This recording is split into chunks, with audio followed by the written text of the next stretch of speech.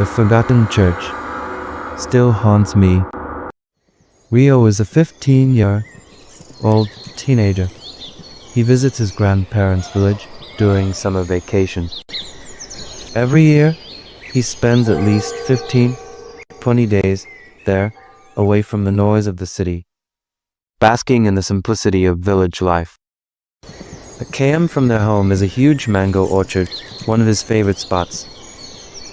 Many villagers, each with their own trees, share the orchard. It is also the usual playground of children who lived in that village.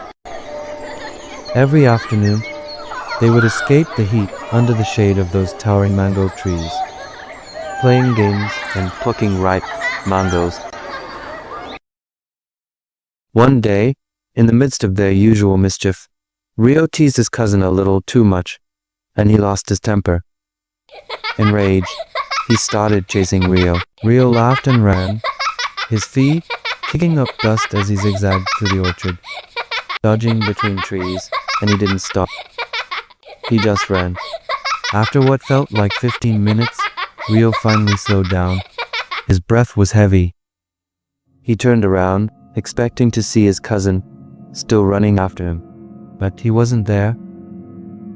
Rio looked further back, expecting to see the familiar mango trees swaying in the afternoon heat, but there were no trees. Rio blinked, his heartbeat quickening. The orchard had vanished. Instead, there were huge, desolate fields all around Rio.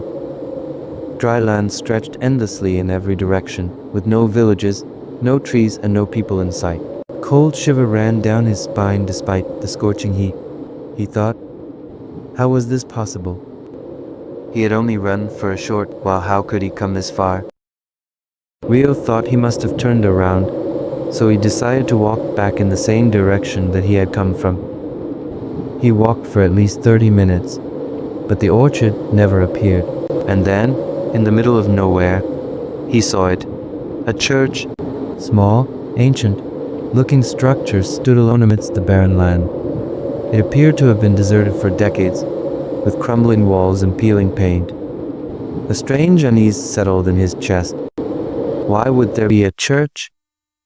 No people, no villages, nothing in the area. Rio was tired, thirsty, and desperate for directions. Near the church, he spotted an old rusted tap.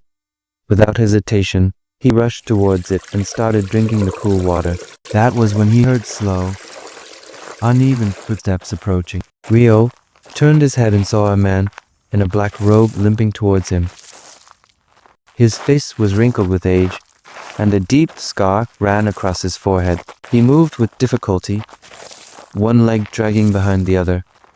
Rio turned back to ask him for directions, but the priest was gone. Rio whipped around, searching for the priest. He thought the priest went inside the church, so he entered. When he entered the church, he saw everything was burnt, broken, and filled with dust. Then suddenly, he saw a door which was closed. He walked up to the door and opened it.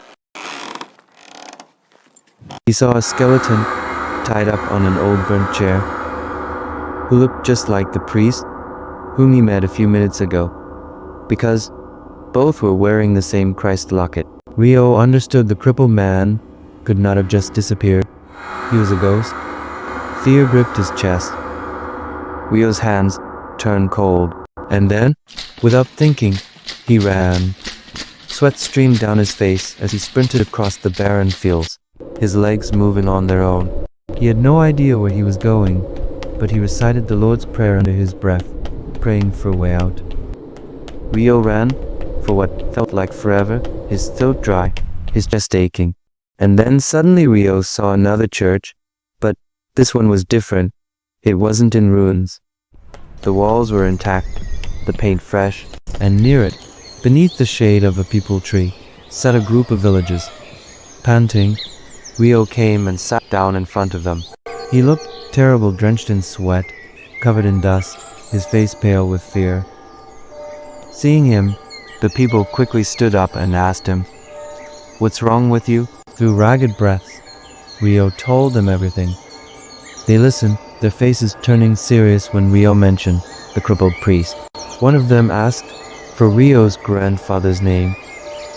The moment he told them, recognition flashed in their eyes. "This is your grandfather's village," one of them said gently. "You are close to home." Relief washed over him like a tidal wave. He knew this place now. He knew how to get back. That night, Rio narrated the entire incident to his grandfather, expecting him to dismiss it as his imagination. But he didn't. Instead, his face darkened, his fingers tightening around the armrest of his chair.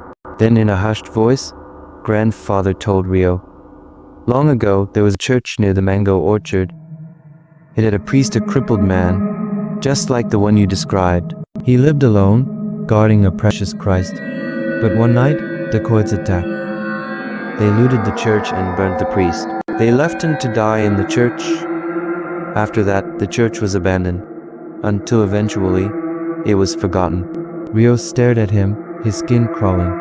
Grandfather continued, "There is no church there anymore. The land belongs to the orchard now." Rio couldn't breathe. Rio pleaded with his grandfather to come with him the next day to find the place again, to prove that what he had seen was real. And grandfather did. The next morning, they walked to the orchard, searching for the church. But it wasn't there. There was only an endless stretch of mango trees, the green leaves rustling under the hot sun. They searched for nearly 2 hours. Nothing. No ruins. No tap. No crippled priest. The place Rio had seen, the place where Rio had stood, drank water, spoke to a man, it did not exist. Even today, when Rio closes his eyes, he can still see the priest, the man in the black robe, the limp in his walk, the quiet sadness in his eyes. And sometimes, Rio wonders, did he stumble upon something that wasn't meant to be seen? Or had the priest been waiting all this time for someone to finally find him? Please like, share and subscribe to our channel to support us.